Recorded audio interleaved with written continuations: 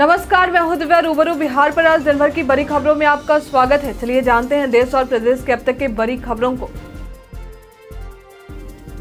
बिहार में माई बाप यानी MYBAP के समीकरण को लेकर राजनीतिक बयानबाजी जारी है। जन विश्वास यात्रा पर निकले तेजस्वी यादव ने आरजेडी को बाप की पार्टी बताई है। इस पर पूर्व सांसद आनंद मोहन सिंह ने तंज कसते हुए कह दिया है कि आरजेडी ससुराल की पार्टी है। इस पर राबड़ी देवी ने कड़ी प्रतिक्रिया दी है। राबड़ी देवी ने कहा है, ठीक है, सबके ससुराल की पार्टी है। राबड़ी देवी ने कहा, सिर्फ लालू यादव की पार्टी के लोग ही नहीं हैं। इस साल सैलरी इंक्रीमेंट के मामले में कर्मचारियों को मायूसी का सामना करना पड़ सकता है।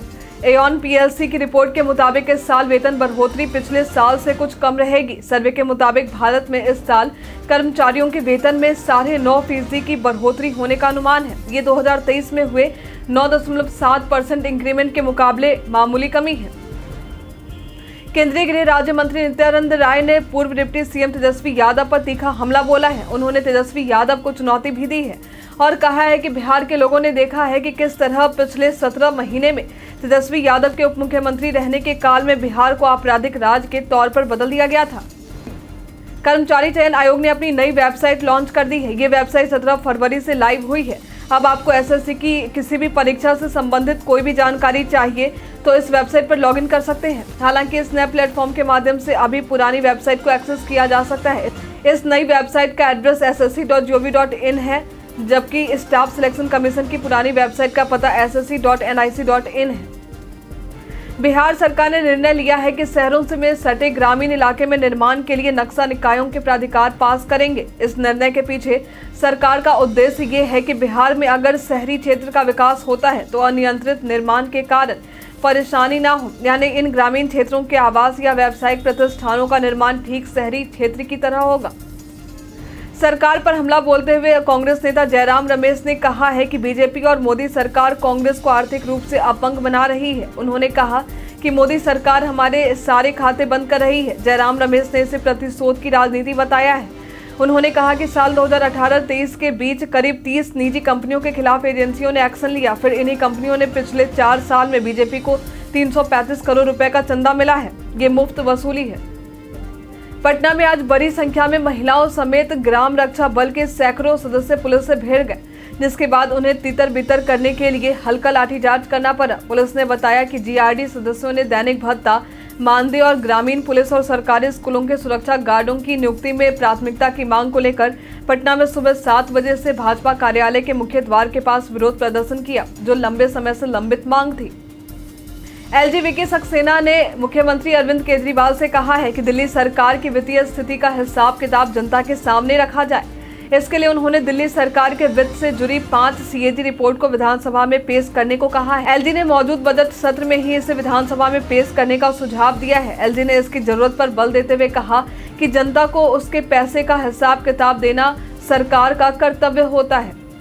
माननीय मुख्यमंत्री नीतीश कुमार ने राज्य पुलिस एवं कारा व्यवस्था के सुदृढ़ीकरण के लिए 449.52 करोड़ की लागत से नवनिर्मित 139 भवनों का उद्घाटन तथा 996.53 करोड़ की लागत से बनने वाले 192 भवनों का शिलान्यास किया है।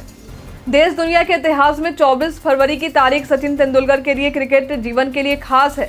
सचिन तेंदुलकर ने वनडे क्रिकेट के इतिहास में ग्वालियर के कैप्टन रूप सिंह स्टेडियम में 24 फरवरी 2010 को दोहरा शतक लगाकर आकाश चूमा था। सचिन ने भारत और साउथ अफ्रीका के बीच वनडे सीरीज के दूसरे मैच में यह कारनामा कर अपने बल्ले का जादू बिखेरा। जीतन राम मांझी की पार्टी हिंदुस्तानी आवाम मोर्चा यानी हम का आज पंचायत स्तरीय कार्यकर्ता सम्मेलन है, लेकिन उस सम्मेलन से पहले पटना के डाक बंगला चौराहे पर एक पोस्टर लगा है। इस पोस्टर के जरिए NDA पर दबाव बनाने की कोशिश की जा रही है कि इस गठबंधन में कोई उनको अनदेखा नहीं कर सकता है और अगर अगले मुख्यमंत्री बनाने की बारी आती है तो उनके बेटे को CM बनाया जाए। प्रधानमंत्री नरेंद्र मोदी शुक्रवार को वाराणसी में अमूल के देश में सबसे बड़े प्लांट बनास डेयरी का दौरा किया। अमूल की इस इकाई से करीब 1 लाख लोगों को अप्रत्यक्ष रूप से रोजगार मिलेगा। इसके शुरू होने से पूर्वांचल के किसानों का व गौ पालकों की आय में भी दुगुनी होगी। साथ ही PM मोदी ने आज 13,000 करोड़ रुपए से अधिक की परियोजनाओं का शिलान्यास किया है। बिहार विधानसभा के डिप्टी स्पीकर पद के लिए नामांकन भरने वाले नरेंद्र नारायण यादव की खास चर्चा हो रही है। नरेंद्र नारायण यादव का नाम बहुत लोगों के लिए नया जरूर है, लेकिन नीतीश कुमार के लिए संकट मोचक से कम नहीं है। ये नरेंद्र नारायण यादव 2014 में उस समय संकट मोचक बनकर उभरे थे जब नीतीश कुमार 2014 में बुरी तरह से लोकसभा चुनाव हार गए थे।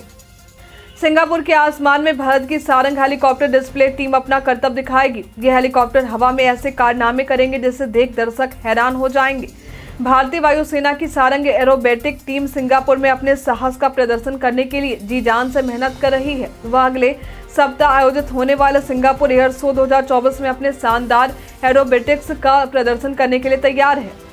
राष्ट्रीय जनता दल के विधायक भाई वीरेंद्र ने कहा है कि जो हालात पैदा हुए हैं उसको देखकर ये कहा जा सकता है कि मुख्यमंत्री नीतीश कुमार को अब इस्तीफा दे देना चाहिए। उन्होंने कहा कि मुख्यमंत्री ने सदन के अंदर सरकारी विद्यालय की टाइमिंग की घोषणा की थी।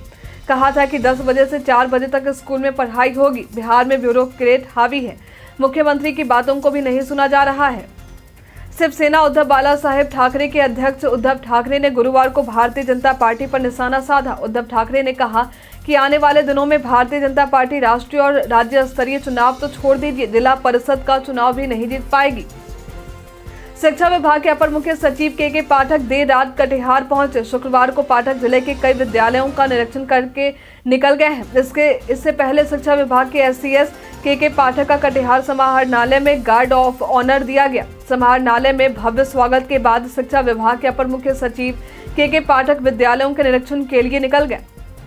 एडटेक कंपनी बायजूस की मुश्किलें अब और बढ़ती नजर आ रही। प्रवर्तन निदेशालय यानी ईडी ने कंपनी के CEO रविंद्रन को लुकआउट नोटिस भेजा है। यानी रविंद्रन को भारत से बाहर जाने के लिए जांच अधिकारी को इसकी जानकारी देनी होगी। न्यूज एजेंसी NI के हवाले से इसकी जानकारी सामने आई है। बता दें कि पिछले साल नवंबर में भी सरकारी एजेंसी ने बायजू की parent company think and learn private limited को कारण बताओ नोटिस भेजा था। इस वक्त बिहार के शिक्षा विभाग से जुड़ी बड़ी खबर सामने आ रही, जहां शिक्षा विभाग के अपर मुख्य सचिव के पाठक ने अब CM नीतीश कुमार और शिक्षा मंत्री विजय चौधरी के आदेश को मान तो लिया है। शिक्षा विभाग के अपर मुख्य सचिव के पाठक ने कटिहार में टीचरों से बातचीत करते हुए कहा कि सरकार की तरफ से निर्देश आया है कि सुबह 10 बजे से 4 बजे तक स्कूल चलेगा, तो हमें इस आदेश का पालन करना है। BCCI ने लंबे इंतजार के बाद पिछले साल पुरुषों के इंडियन प्रीमियर लीग टूर्नामेंट की तरह महिलाओं के लिए T20 लीग की शुरुआत की थी। पहले सफल सीजन के बाद अब महिला प्रीमियर लीग का दूसरा सीजन शुक्रवार को शुरू हो रहा है। टूर्नामेंट का पहला मैच बेंगलौर में गत चैंपियन मुंबई इंडियंस और उपविजेता दिल्ली कैपिटल्स के बीच खेला जाएगा। बिहार विधानसभा बजट सत्र का आज 8वां दिन है। 8वें दिन सदन की कार्रवाई शुरू होने के साथ ध्यानाकर्षण से जुड़े सवाल किए गए। विधानसभा के सदस्य पवन कुमार यादव ने अस्पतालों के जमीन पर अवैध अतिक्रमण का मामला उठाया। उसके बाद सम्राट चौधरी एक्शन में आए और कहा कि इस पर तुरंत कार्रवाई की जाए। झारखंड हाईकोर्ट से कांग्रेस सांसद राहुल गांधी को बड़ा झटका लगा है। 2018 में अमित शाह पर टिप्पणी मामले में उनकी याचिका खारिज कर दी गई है। MP MLA कोर्ट के समन के खिलाफ हाईकोर्ट में दाखिल याचिका खारिज की गई है। अब इस मामले में उनके खिलाफ निचली कोर्ट में ट्रायल चलेगा। पिछली सुनवाई में कोर्ट ने फैसला सुरक्षित रखा था। जन सुराज यात्रा के संयोजक प्रशांत किशोर ने बिहार के अमीर लोगों को नसीहत देते हुए कहा कि उनका अभी भला होने वाला नहीं है। अगर जहाज डूबेगा तो हिंदू मुसलमान, अमीर गरीब सभी लोग डूबेंगे। उन्होंने बच्चों के भविष्य के लिए सही उम्मीदवार चुनने के लिए कहा है। उन्होंने कहा कि अमीर लोग ये ना सोचे कि वे प्राइवेट में बच्चों को पढ़ाकर उनका भला हो जाएगा। सत्यपाल मलिक ने एक ट्वीट कर कहा कि मेरे पास सिर्फ कर्ज है और उसके सिवाय कोई दौलत नहीं है। एक मीडिया रिपोर्ट में दावा किया गया था कि CBI ने सत्यपाल मलिक के घर से कुछ दस्तावेज मिलने की बात कही है, जिनसे बड़े निवेश की जानकारी मिलती है। उस मीडिया रिपोर्ट को शेयर करते हुए सत्यपाल मलिक ने कहा कि मेरे पास कोई संपत्ति नहीं है और एक फ्लैट है। उस फ्लैट की किस्तें भी मैं अपने पेंशन से भर रहा हूँ। मेरे पास संपत्ति होने की बातें जो कही जा रही वे झूठ है। भारत और इंग्लैंड के बीच चौथे टेस्ट मैच का आगाज रांची में हो चुका है। इस मुकाबले में इंग्लैंड के कप्तान बेन स्टोक्स ने टॉस जीता और पहले बल्लेबाजी करने का फैसला कर लिया है। इस फैसले को भारत के डेब्यूटेंट आकाशदीप ने आते ही गलत साबित कर दिया। तेज गेंदबाज के सामने इंग्लैंड के टॉप ऑर्डर ने घुटने टेक दिए। नई बिजली कनेक्शन का आवेदन करने वाले उपभोक्ताओं के लिए राहत की खबर है। नई बिजली कनेक्शन लगाने के लिए आवेदकों को अब लंबा इंतजार नहीं करना होगा। अगर किसी उपभोक्ता को अपने बिजली मीटर से शिकायत है तो बिजली डिस्ट्रीब्यूशन कंपनी को उपभोक्ता के शिकायत को दूर करने के लिए चेक मीटर इंस्टॉल करना होगा, जिसमें उपभोक्ता के बिजली खपत को वेरीफाई किया जा सके। इकोनॉमिक टाइम्स की रिपोर्ट के मुताबिक डिपार्टमेंट ऑफ टेलीकम्युनिकेशंस ने कहा है कि वो देश में 2G नेटवर्क को बंद करने के मामले में दखलंदाजी नहीं करना चाहती है। उसने रिलायंस जियो की मांग को अस्वीकार कर दिया है। डिपार्टमेंट ने कहा है कि ये कॉमर्शियल फैसला है, इसे टेलीकॉम ऑपरेटर्स को लेना चाहिए। यूपी में समाजवादी पार्टी और कांग्रेस के बीच लोकसभा चुनाव के लिए गठबंधन हो गया है। समझौते में कांग्रेस को अमेठी रायबरेली सहित 17 सीटें मिली हैं, जबकि सपा और अन्य सहयोगी दल 63 सीटों पर अपनी किस्मत आजमाएंगे। वहीं सीट बंटवारे के बाद भाजपा की मुश्किलें बढ़ने से जुड़े सवाल पर यूपी के उप मुख्यमंत्री केशव प्रसाद मौर्य ने बड़ी जानकारी दी है। उन्होंने कहा है कि ये लोग कुछ भी कर ले, सपा, बसपा और कांग्रेस का खाता नहीं खुलेगा। कांग्रेस का सपा के साथ सीट बंटवारे का ऐलान हो चुका है, तो कांग्रेस और आम आदमी पार्टी के बीच सीट शेयरिंग पर फाइनल मुहर लग गई है। बिहार में भी आरजेडी और लेफ्ट पार्टियों के साथ सीट समझौते की पटकथा लिखी जा चुकी है, तो पश्चिम बंगाल में टीएमसी के साथ सहमति बनाने के लिए बातचीत कांग्रेस ने शुरू कर दी है। इंडिया गठबंधन में गिव एंड टेक फॉर्मूला से कांग्रेस और छत्रप के बीच सीट शेयरिंग पर सहमति बनी है। भारत अब कालाजार को जड़ से उखाड़ फेंकने के करीब पहुंच चुका है। ऐसा इसलिए क्योंकि भारत में 10,000 लोगों की आबादी में एक से भी कम मामला आ रहे हैं।